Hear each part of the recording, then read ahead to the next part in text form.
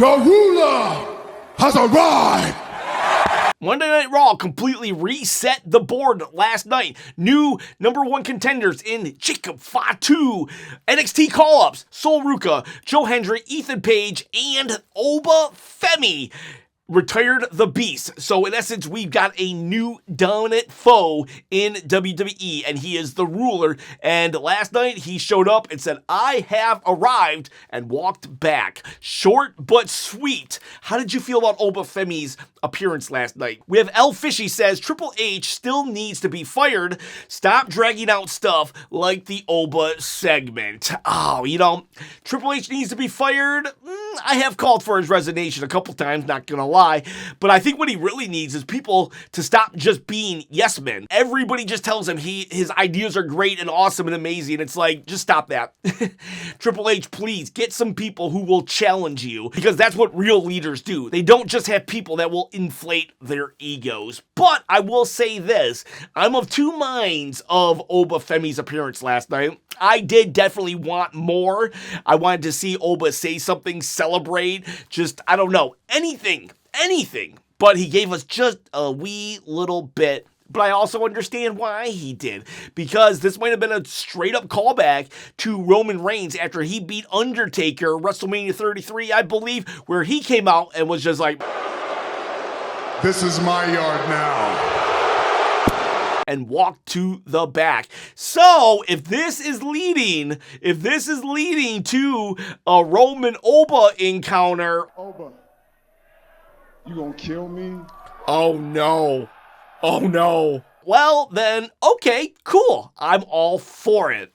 However, this is also Triple H, and I'm also remembering the times where he had people with so much momentum. Yeah, you broke your neck. So what? He just drew it out to the point that all momentum was gone. LA Knight, for example, should have won the Money in the Bank, 3 Money in the Banks ago, and yet nothing. The New Day, my God, they had nuclear heat. And then they came back the next week and they were booed. And I was like, this is great. This is amazing. People actually hate them.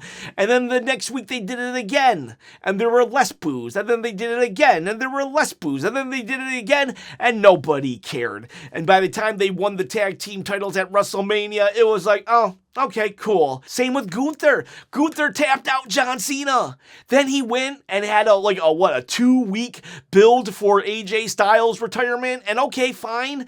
He did that. And then what? We took him off TV. Why would we take him off TV? He was getting great reactions. There's no excuse. There was no excuse to lose the momentum of retiring AJ Styles, John Cena, and whatever other guy he retired. There's no excuse for the heat that the New Day was getting just to do nothing with it. And now, Oba Femi. He is not heat, but it's the applause, the cheers, we want to see more of this guy. And what? If next week he comes out and does basically the same thing, that is going to be a disaster. We need something for Oba Femi to do right now. Whether or not the Brock Lesnar retirement was planned shouldn't matter. Because even if there was more Brock Oba story to tell, who cares? Brock is now gone. You have writers on staff that you pay to write stories. And Oba needs a story right now.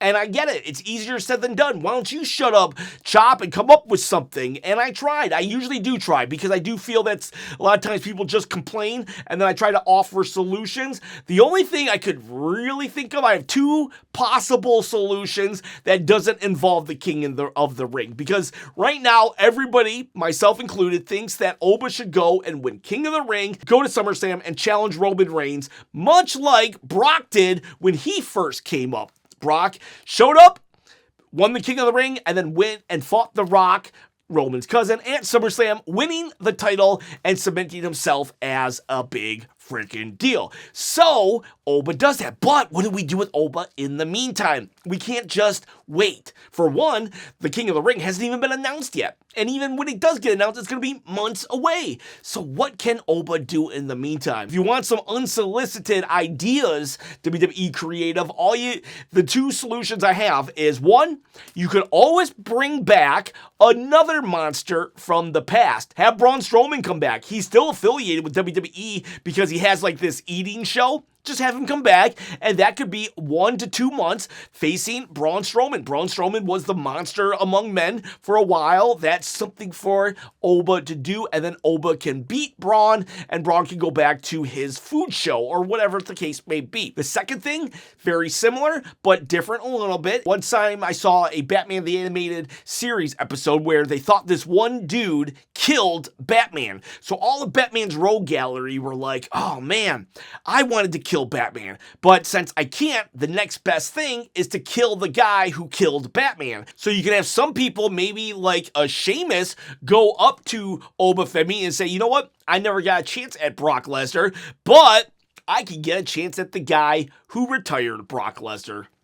Right there, those two storylines alone can get you to the King of the Ring. Then the King of the Ring can get you to SummerSlam, and then we're off to the races. And we could even have a 1-month feud between maybe Jacob Fatu and ObaFemi, in that when Roman beats Jacob at Backlash, Jacob has to acknowledge Roman, and so Roman says, I'll face you, ObaFemi, if you can beat Jacob Fatu. So that gets us all the way to SummerSlam. We gotta have something, though. We gotta build this momentum that is ObaFemi. Do not repeat what we did with the New Day and what we did with Gunther after he retired 2 out of 3 legends. Or we bring up Tony D'Angelo, who happens to be ObaFemi's kryptonite, the only dude to actually beat ObaFemi twice in NXT. I hope we don't have him beat him a third time in WWE. But speaking of NXT, I got this NXT belt on my shoulder, and you can win it. I'm giving away a belt this Saturday to celebrate my 20,000 subscribers, and I'm going to give it away, and if you want to enter that contest, you still can. All you got to do is comment below and be a subscriber to the channel. Bonus, though, after I give away the belt, well, you're automatically entered into the 30,000 subscriber giveaway. And again, all you got to do is subscribe and comment on videos, because I'm giving it away, people. Free shipping, free everything. It's not a toy.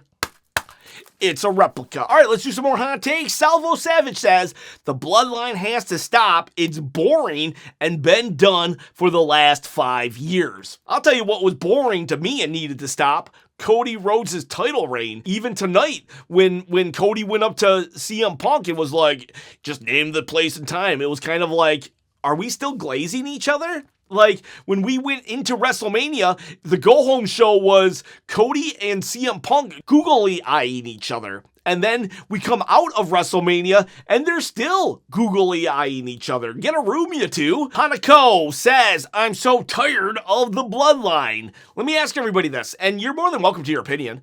Like, I'm not going to crash out on you guys like, oh, you don't agree with me? Like, you don't love the Bloodline? I mean, you should, but let me ask you this. Since Roman and the Bloodline fell out of power, what is really that you were able to sink your teeth in? Other than ObaFemi and Drew McIntyre versus CM Punk? This is a serious question. I want everybody to answer it. So let's say you're just sick of the Bloodline. What has happened since the Bloodline that has been like, you're like, yeah, I'm glad Roman's no longer champion, because this is so much better. I love the Vision. The Vision is so much better, so fresh, so entertaining, anything. I'm not being facetious. I would love to know.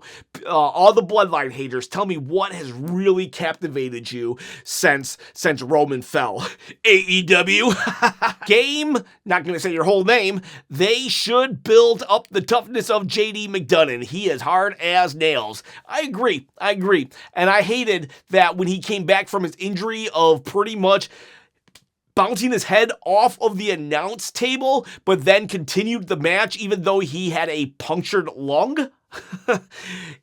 They should have been hyping that guy up when he came back, but they didn't. Charles Yancey says, I don't like that they brought up Ethan Page just to make Javon lose. Yeah, I hate to say this. You could have done everything the same if it had been Dragon Lee.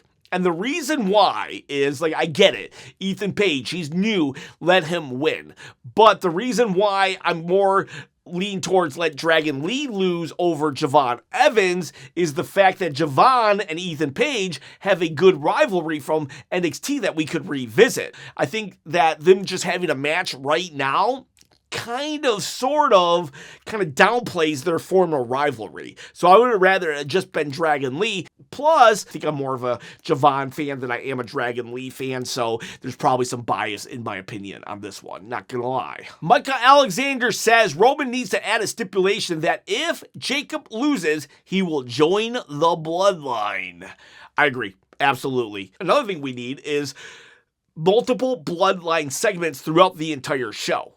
Like, that is critical and crucial to the Bloodline. If the Bloodline are going to do what Cody Rhodes does and only show up for the opening or the ending promo, then I actually will not want the Bloodline around. I want it back how it was before, where there was literally, I would see the Bloodline 3 to 4 times per episode, even if it was just backstage, but those backstage segments added so much to the show, and it made everything just so much more enjoyable. Kid Wilkes says, I believe we missed an opportunity to have JC Jane get called up from NXT, challenge Becky for the Intercontinental title, and win it. I wouldn't be surprised if she shows up on SmackDown on Friday. Zach D says, I don't hate the idea of the Bloodline coming back into the fold, but I would rather they do something new and fresh than recycle old storylines that worked. Well, yeah, I don't want to see Jey Uso and Roman Reigns going at it anymore. I'm over that. So if Jey Uso and Roman are the main event of Survivor Series at a Hell in the Cell, then yeah, I'll be like, okay, yeah, been there, done that. Let's do something new. And I'm okay with Jacob. I'm okay with Jacob, though, being the first challenger, and then he has to fall in line. Yes, I do agree. Let's not just rehash everything, but there is opportunity to put a twist on things. Heck, what if this is what makes Drew McIntyre into a good guy, and he becomes a Bloodline hunter once more? Dashai says, Punk is right about Roman. So many want him as champ, myself included. Forget him wrestling at all on Raw. We're just gonna sit here and watch him talk. I'm okay with them talking if the talking is entertaining. When Roman and CM Punk were talking, that was entertaining, except for when they got jealous of each other. When Roman starts, like, just laying it in, that to me is way more entertaining than a pull-apart brawl. Cam Nami says, the Demon defeating Dom should have been the end of the feud to move Finn into the main event.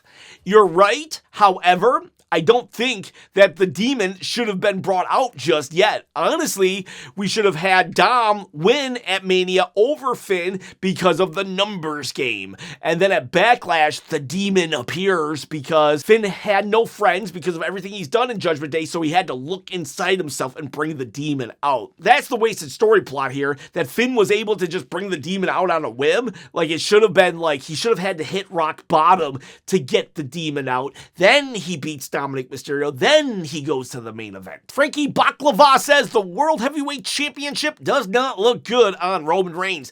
There are wrestlers who just look better with certain titles.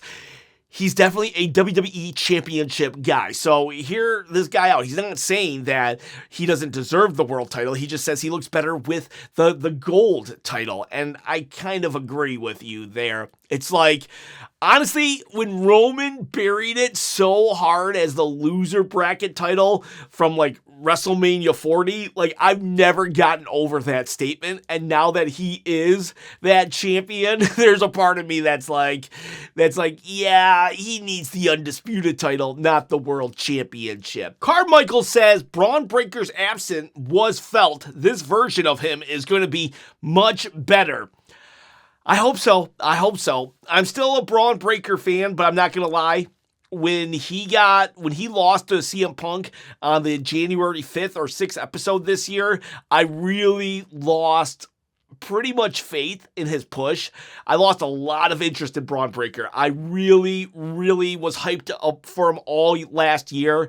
But yeah, right now, Right now, I'm just low interest. I could just see they're probably going to have 3 matches, and Seth is going to win the first one, and then Braun wins the next 2 or something like that, and it's just like, I hope they can get the momentum going. I like the guy, but it's just, stop push. You got to get the big wins. And if ObaFemi would have lost to Brock Lesnar last night, and then let's just say he then goes on to face RomanReigns and lose to RomanReigns, and then they got to rebuild him and stuff, I probably would have lost interest in ObaFemi too. There's something about capitalizing on how hot a character is right now, and they didn't with Braun Breaker. And so, I want to believe, but it's going to take me a minute. It's going to take me a minute to get back to those levels of excitement. And I hope I do, though, because I would love to see Red Hot Braun Breaker versus Red Hot ObaFemi one day.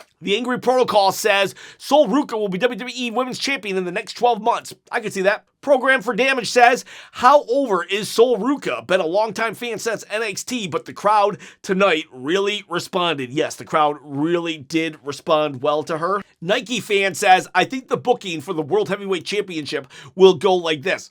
Roman to Gunther, Gunther to Oba. What do you think? Now, I think it's going to be Roman to Oba, and then Gunther will challenge Oba, and Oba will win. Tiz Mickey says, that was a good Raw. Not as good as last year's, but really good. And LOL, I don't see a point in watching NXT anymore after Ethan Soul were called up, and next week Joe. All my favorites are on the main roster. You know what, though? That is the worst thing about being an NXT fan. That you will at one point lose all of your favorites to the main roster. I remember when Trick, Oba, and Javon were called up, I was like, how's NXT going to recover from that? And they did really, really well. But I bet when we get to SmackDown even more. I bet you get Ricky Saints and JC Jane. I bet they're on SmackDown now. It's OTW says, don't see why the Street Profits would return to help Seth.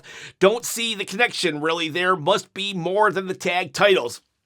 Honestly, I don't know if there has to be. Seth Rollins is like the mastermind, the architect, and even he admitted that he's the one that directed Oba at Brock Lesnar. He's not aligned with ObaFemi, but he kind of made that happen so Oba could keep Brock busy while Seth attacked Paul Heyman. So for all we know, Seth called up the Street Profits and was like, why don't you guys just attack the Vision? That'll get you some tag team gold. And so Seth might have just done the same thing. Directed the Street Profits.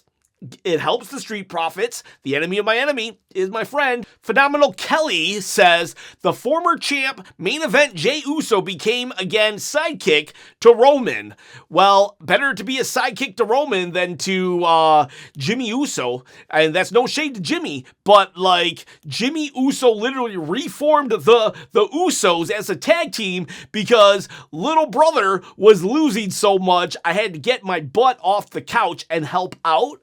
That's kind of what he said. I love Jimmy Uso, but that's kind of what he said. So I'd rather be in Roman's shadow than Jimmy's. Catastrophe Official says, gonna be Liv and versus Rhea at Survivor Series based off of that little teaser from Raw.